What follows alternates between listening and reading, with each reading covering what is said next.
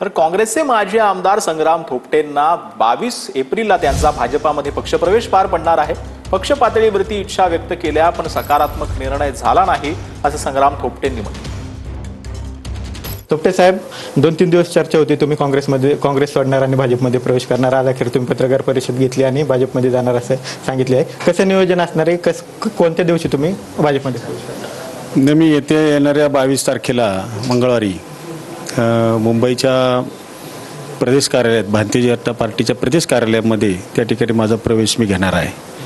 आणि त्यावेळेला माझ्या तालुक्यातील जे काही पदाधिकारी आहेत, जे संस्था आहेत, त्या संस्थांचे सर्व पदाधिकारी आणि संचालक असतील किंवा प्रमुख आमचे फ्रंटलचे कार्यकर्ते असतील यांच्यासमवेत तो प्रवेश मुंबईमध्ये असणार आहे। पक्ष पातळीवरून बऱ्याच वेळेला मी माझ्या इच्छा आकांक्षा व्यक्त केल्या, किंबहुना पक्षश्रेष्ठींपर्यंत सुद्धा माझी भूमिका मांडली, पण ते ठीक आहे, ती भूमिका त्यांनी ऐकून घेतली, पण त्याच्यावर सकारात्मक काही निर्णय त्यांनी कधीच दिला नाही।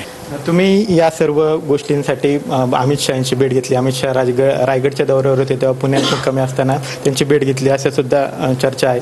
अशी भेट झाली आहे का? काय नाही, मी अमित शहा साहेबांची भेट घेतली तर हो, मी घेतली, पण ती कुठल्यासाठी घेतली? काय पक्षप्रवेशासाठी घेतली नाही।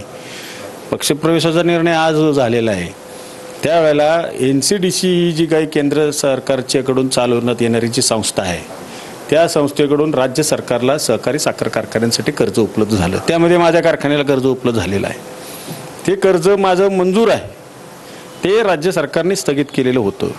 ते स्थगिती केलेलं कर्ज स्थगिती उठवून मला कर्ज मिळावं म्हणूनची मागणीसाठी मी त्यांना भेटलेलो आहे। त्यामुळे त्यामध्ये काय राजकीय अर्थ काढायचं कारण नाही। कॅमेरा पर्सन विशाल रायपुरेसह विनय जगताप, TV9 मराठी, भोर, पुणे।